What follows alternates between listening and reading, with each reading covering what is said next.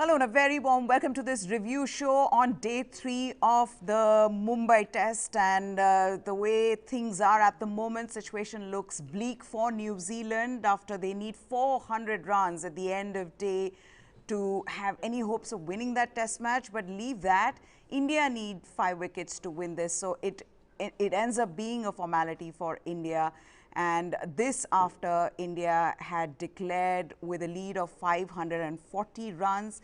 And in reply, nobody from New Zealand, none of their batsmen really holding good. Right now, there is Henry Nicholls at the crease who is offering some resistance. But the way Ashwin and Akshar are bowling in tandem, things are going to be very difficult from here on for New Zealand. So as we've been saying, a mere formality now left on the 4th day for India to complete a win, and with that win the series. Nikhil Narayan is here with me, and let's begin first by asking Nikhil about what did you make of the declaration. First of all, did you think that it came way too late? India would have wanted to just finish the match today, maybe give one session to their batsmen, because most of these batsmen are not your first choice 11 in South Africa. So what was the thinking behind it? I think once India did not enforce the follow-on Meha, which was yesterday, which was a surprise to me, because you bowl out the opposition in 28 overs, then the opposition is under tremendous pressure. You could have easily, got 7 or 8 out yesterday itself. The match would have been over in 2.25 days in the first session today. You don't do that. There could be all sorts of reasons. Maybe broadcaster pressure, maybe pressure. Maybe Virat Kohli himself wants to get some runs. He hasn't played much test cricket in this year because of COVID. Also, he needs that 71st century to break the jinx. Pujara needed some runs. So that is fair enough, batting practice. And then once you bat, then you want to give this New Zealand team, at least from Kohli's point of view, India's point of view, as big a loss as possible, since they have been India's nemesis, at least in big ICC events, including in test cricket.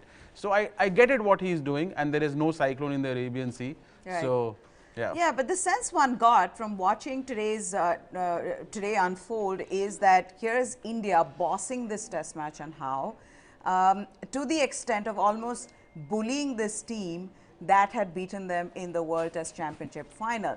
Because I don't know what is worse for New Zealand, to lose a test match in 3 days, or to go out there and bowl at an Indian team knowing that a loss from here is most certain. Yeah, I understand. India, you can say it's bullying, but this is international cricket. You want these minor brownie points, psychological advantage. New Zealand has gotten into India's head. They have really, been India's nemesis. Beaten us in 3 big matches. India, will do whatever it can, or should do whatever it can, to gain some psychological advantage back from New Zealand, especially after the first test was drawn, which was a victory for New Zealand in my opinion. The points were shared, which I think India will still regret at the end of 1.5 years. Okay, now let's talk about the man, the only man from the New Zealand side who would find this test match memorable, and that is Ajaz Patel. I think everybody else playing this match would want to forget given how badly they have played against India. But Ajaz Patel continuing from where he left off, of course, after having bowled the way he did, taking 10 wickets in an innings, but just the sheer volume of overs that he had bowled yesterday, and then continue that here and taking the 2 wickets. Yeah. Incredible stuff. In his own words, this is what dreams are made of, and yes, he's living a dream. Absolutely. Born in Bombay, go to New Zealand, come back, take 14 wickets, 10-wicket record. 14 wickets in a match is the highest for any overseas bowler in India. He surpassed the great Ian Botham. He picked 13 in 1980 in what was a great effort. But 14 wickets in a match, lone effort, the team will end up on the losing side. Laker and Kumble, at least their team won. But Ajaz Patel has done it away from home. Both Laker and Kumble did it in their respective homes. He's yet to get a test wicket at home. So imagine that is the difference here for him to have bowled here and made history. But let's talk about the reason why India decided to not enforce the follow-on. They wanted, as many are saying now, that they would have wanted to go out there, get some batting practice. ahead of the crucial tour in South Africa. And Yeah. how did that batting practice go? Let's begin with the openers then. Mayank Agarwal yet again showing he is in the form of his life. And now I find that, you know, again, it's a headache that India's had with the openers being there are so many and they're constantly putting their hand up. But how would you leave Mayank Agarwal out after this, right? Even in the second innings, it's almost seemed like he's going to get to another 100. So that's Mayank Agarwal. But let's get talking about Shubman Gill and how important was this series for him to have cemented his place, not in a sense that he would be your top pick as an opener, but just because you're seeing a future in Shubman Gill, right? Even if it's in the middle order, you're seeing that future, and yet again got the start, just couldn't convert it. Yeah, so that's been the biggest problem for Shubman Gill. A lot of players, including Tendulkar said today that Gill has to get that 3-figure score, get that big 100, which he gets in domestic cricket. But in Test cricket, he's yet to get that first century. He got a couple of starts in this series, could not convert. I think the BCCI is looking for him to be a middle order player. Right. That's what they have been hinted. Various sources suggested that. But Gill, however attractive he might be, getting those 40s, 50s, 60s, that is not enough. Attractive batting is not the only thing in Test cricket. You need to be there for the long haul. You need to get those 120, 130, 140s. Gill will be given a longer rope because he's a special talent and there is space in the Indian middle order. But Gill needs to start converting. Okay, so now when today, as the openers walked out, it wasn't Shubman Gill with Mayank Agarwal, but it was Cheteshwar Pujara because Gill was injured. Now, Cheteshwar Pujara, on the other hand, showed the intent that people have constantly been demanding of him.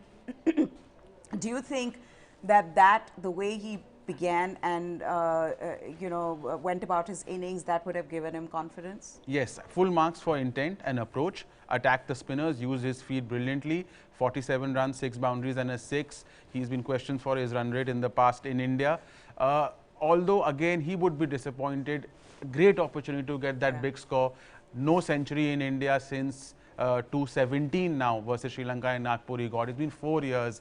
He missed out again. So again, intent is great, but he also needs that, he of course he'll go to South Africa, he has to, but he'll be disappointed. He will be disappointed. Now let's talk about the man who's officially, I think, in a slump, and there's no denying it. Virat Kohli. I know for him that rope is really long, but you're looking at Virat Kohli, who has an average of 27 in 2010. The last 100 came in 2019, so that was 2 years ago. And some of it, of India wanting to go out there and bat, also had to do with Virat Kohli getting some runs under the belt. And yet again, you saw, and just also the way he got out to that delivery from Rachin Ravindra, not looking good. Yeah, not looking good. I mean, since that 100 against Bangladesh at the Eden Gardens in November 2019, he has an average of just 25 in Test cricket. 25. It's interestingly, it is the second lowest amongst, I think there are 42 batsmen who scored more than 500 runs in the world in that period. It's the second lowest. The lowest, Ajinkya Rahane. But that's a separate story. That's a separate story.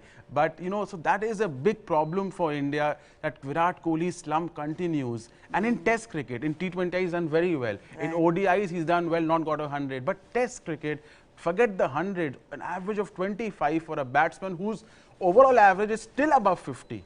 It's still 50.65. He's not gone below 50. But, Virat Kohli, a great opportunity gone by. This for today, he looked good for the 71st 100. Initially struggled against Ajaz Patel, but then he was biding his time. He looked good. But then again, the problem against spinners continues. The problem against, not only is he not dominating them, he is getting out to spinners in all formats. Right. And you saw that today again. Okay, let's talk about the two spinners then from the Indian side. Both Ravichandran Ashwin and Akshar Patel. Let's start with Ashwin. And yet again showing how difficult it is for a left-hander to stand up to Ashwin's guile, because you saw that, and Tom Latham just can't seem to figure out what Ashwin's doing, and yet again today bamboozling him.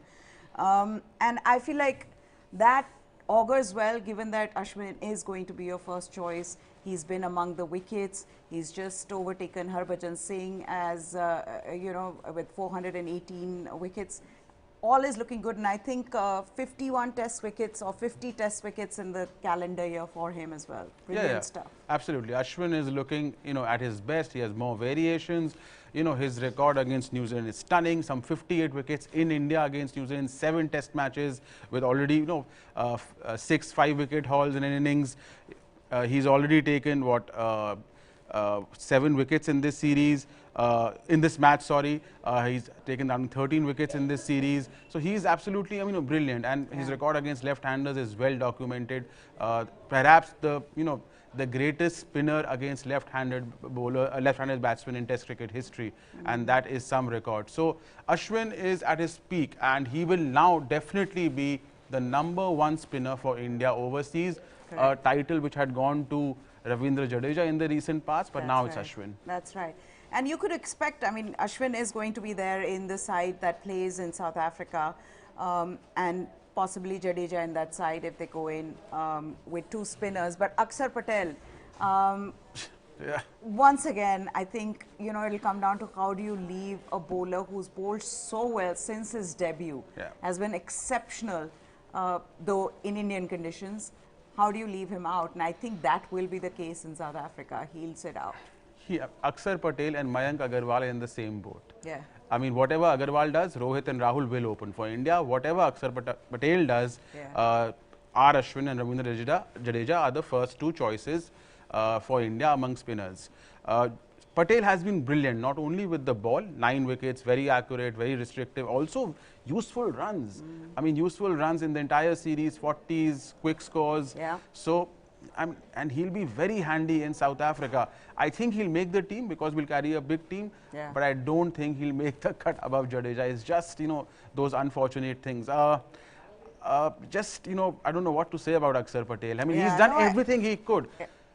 But I think that's been the case with this Indian team and players around it, in that 15 players in the team, there are so many of them who are doing well, and we've seen that. And, if you look at how India A is doing, and the likes of Hanuma Vihari who got runs, there is Abhimanyu Ishwaran who's got runs in India A team, the tour to South Africa. So they're already scoring runs. So all these players putting their hand up and saying we can be part of the senior squad. So but how long before the formalities are done? Tomorrow, Nikhil, how long are you giving the Indian spinners to wrap this up? It should be an early Monday. Session. One session First session is enough. Yeah.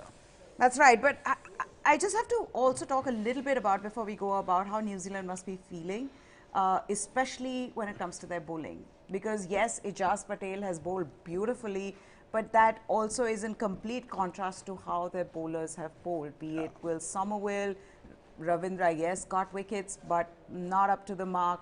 And even Saudi and Jamieson are completely burnt out by right now.